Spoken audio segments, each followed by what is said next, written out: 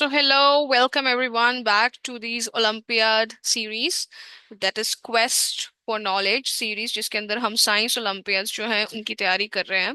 We are at chapter first, that is your animals chapter, and in the last video we did about vertebrates and invertebrates. I'm just giving a quick recap.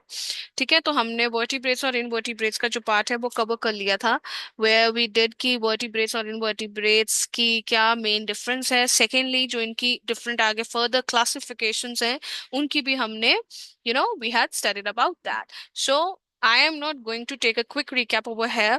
You can switch back to the video जो जिसके अंदर मैंने सारा explain किया है. You can have a better revision of those topics. And today I'll be jumping on to the next part. Today we are going to start with the habitats and adaptations. ठीक है. So this is a very important part जो आपके Olympiads के questions हैं, जो कि हम after completing this chapter जो हम आगे फर्दर टेक अप करेंगे, तो आप देखोगे खुद की क्वेश्चंस कैसे आते हैं. ठीक है. So today we are going to do the chapter 2, basically the part 2, that is your habitats and adaptations. तो हैबिटाट्स क्या होते हैं?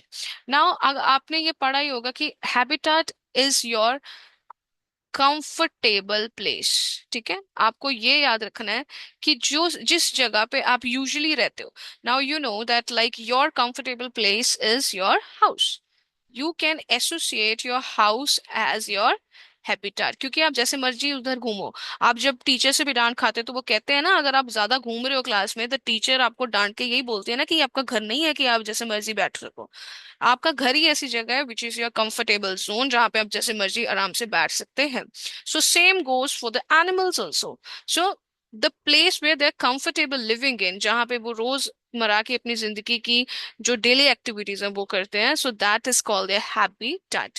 And their habitat for different animals is different. It is not same for everyone. अब fishes के लिए उनका habitat water होगा, ocean होगा. It is not going to be land. ठीक है, जो लैंड वाले एनिमल्स हैं उनका जो हैबिटेट है वो लैंड के डिफरेंट डिफरेंट पार्ट्स होंगे. ठीक है. So now let's take a habitat, हमें पता लग गया. अब सेकंड इज कि एडेप्टेशंस क्या होते हैं. Adaptations means changes. ठीक है.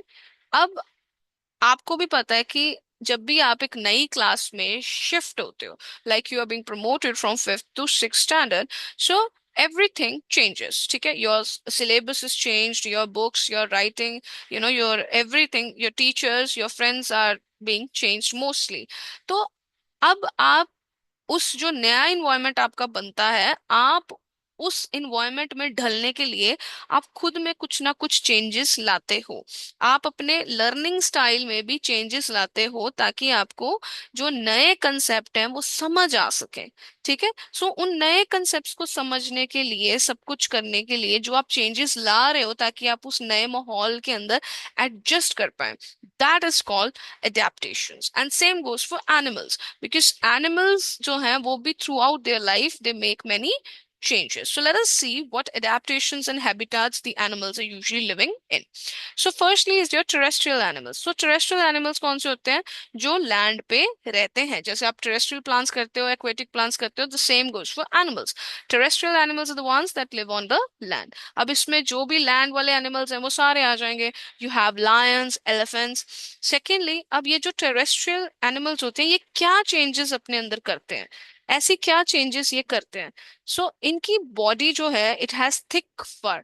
फर यू कैन से हेयर ही होते हैं बट बहुत ज्यादा. ठीक है, इनकी बॉडी में बहुत, इनकी जो आउटर बॉडी होती है उसके ऊपर बहुत सारे बाल होते हैं, थिक बाल होते हैं, जो कि इन्हें कोल्ड इन्वायरमेंट से बचाते हैं. Secondly you have it is camouflage skin for protection.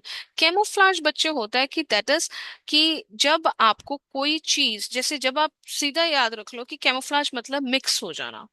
Mix मतलब कि जब आप, you are not being able to be differentiated, कि जब मैं नहीं बता सकती कि आप वहां पे हो या नहीं हो. ठीक है, यू आर बीइंग मिक्स्ड और मर्ज्ड इनटू द बैकग्राउंड, कि आप मुझे नजर ही नहीं आते हो. सो that is being called camouflage. अब बहुत सारे एनिमल्स होते हैं, वो कैसे बचते हैं दूसरे एनिमल से, कि वो उनकी पकड़ में ना है. वो क्या होते हैं कि वो अपनी स्किन जो है, उनकी स्किन कलर चेंज कर लेती है उस बैकग्राउंड से ताकि वो दिख ना सके. ठीक है. Now suppose I am wearing this yellow colour suit. और मेरा जो बैकग्राउंड है वो थोड़ा सा स्किन कलर का है, if I sit over here wearing a skin colour suit, तो हो सकता है कि शायद मैं भी आपको स्क्रीन में प्रॉपर ना दिखूं, क्योंकि मेरा कलर और मेरे सूट का कलर और बैकग्राउंड का कलर सेम हो जाएगा। तो उससे क्या होगा कि आपको मेरी शक्ल अच्छे से नहीं दिखेगी, आपको लगेगा कि शायद I am not there. So this happens for animals also. So there are some animals like chameleons, जो चैमिलियंस आप बोलते हो, जैसे गिरगिट बोलते हो। ठीक है, सो ये गिरगिट की क्या प्रॉपर्टी होती है कि it can change its colour according to the background, जिससे कि ये दूसरे जो एनिमल्स जो इसे खाना चाहते हैं उसकी नजर में नहीं आती है।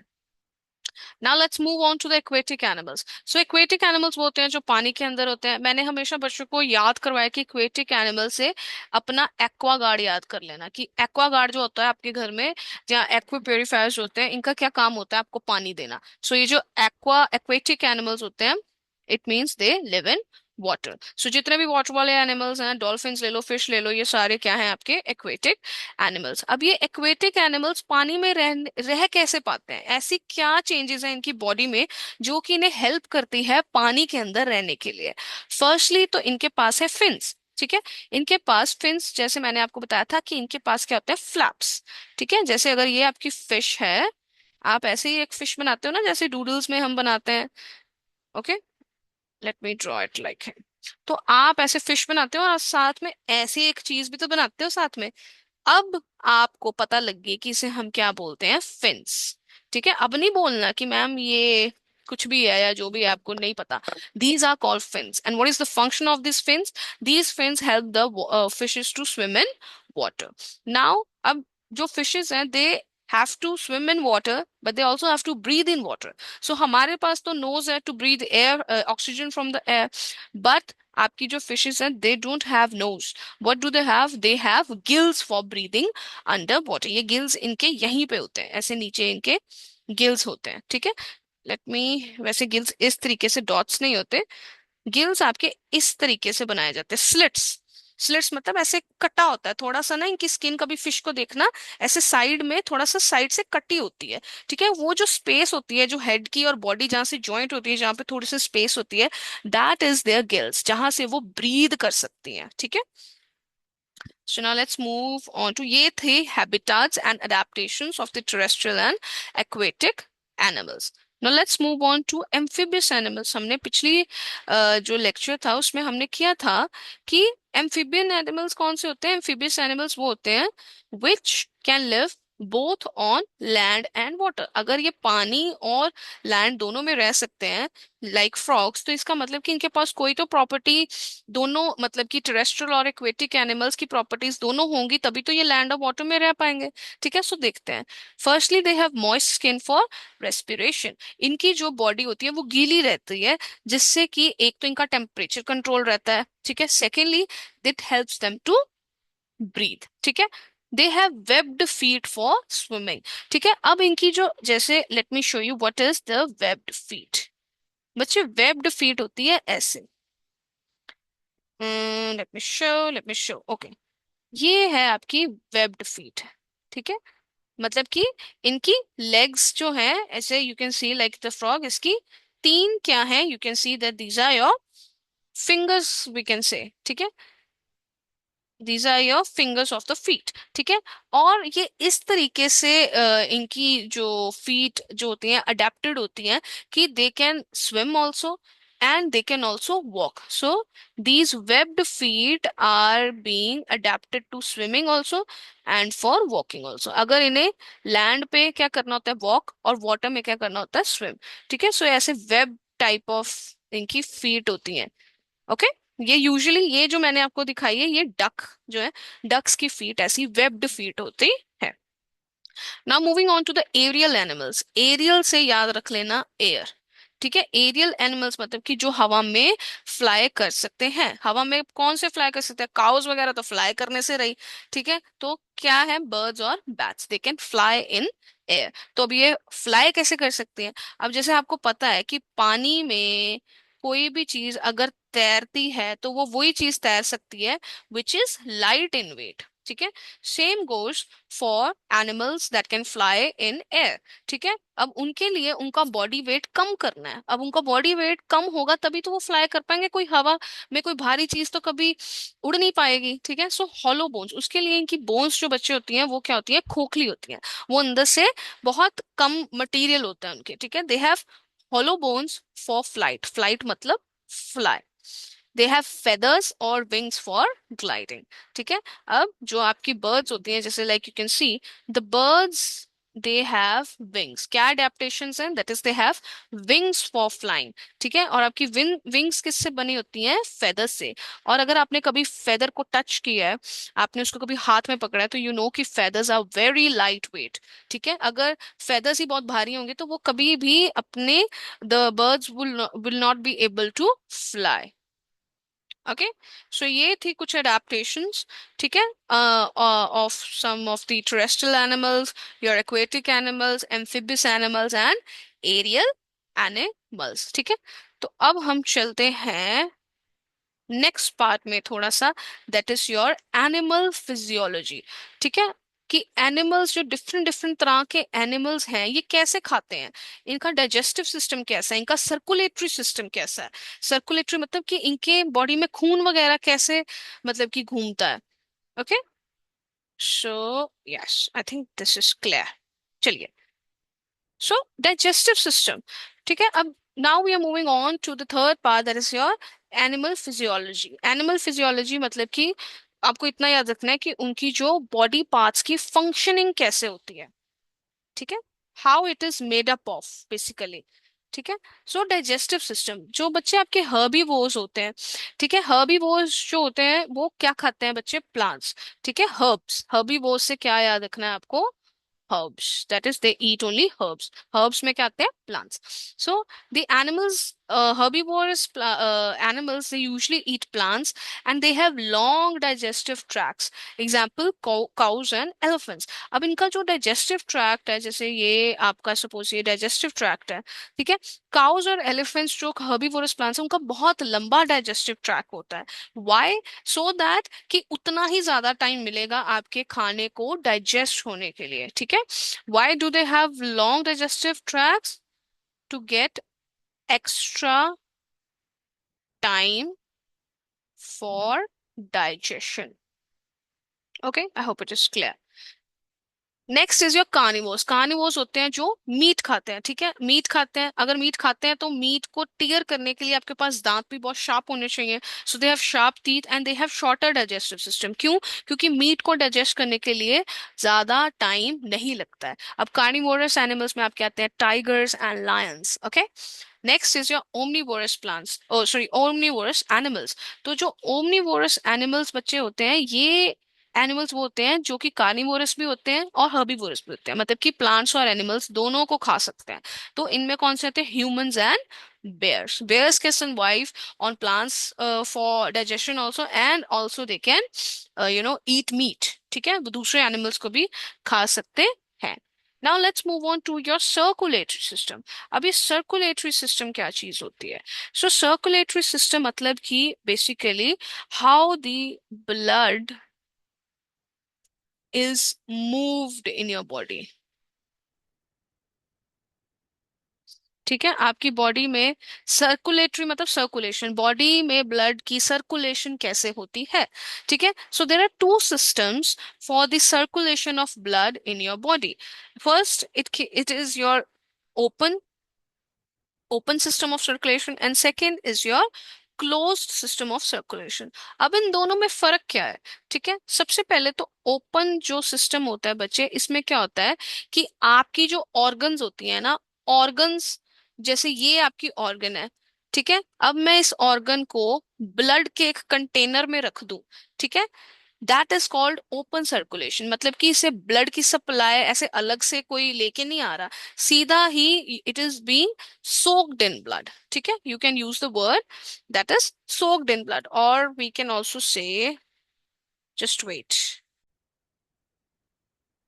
ओके, तो चलिए हम ओपन सर्कुलेटरी सिस्टम जो है वो हम एक एग्जाम्पल से समझेंगे। ठीक है, let me just take,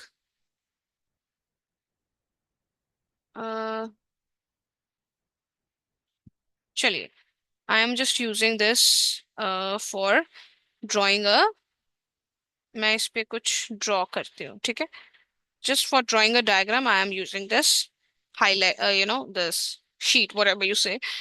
okay, तो अब ओपन सर्कुलेटरी सिस्टम बच्चे क्या होता है, इसके अंदर डायरेक्टली आपकी जो, जैसे ये आपकी, सपोज लेट अस टेक, ये मैं लेती हूँ बॉडी, ठीक है, ये क्या है, ये है बॉडी।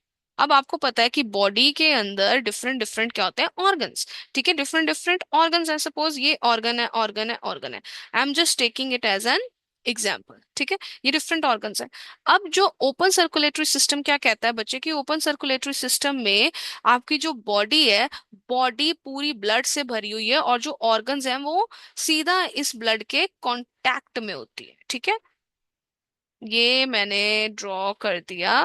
वैसे उल्टा होना चाहिए, ब्लड का colour is not you know blue, but I am just taking it for reference, मुझे समझ नहीं आया कौन सा कलर उठाऊं, ठीक है। तो ये जो ब्लू कलर का है, ये है ब्लड।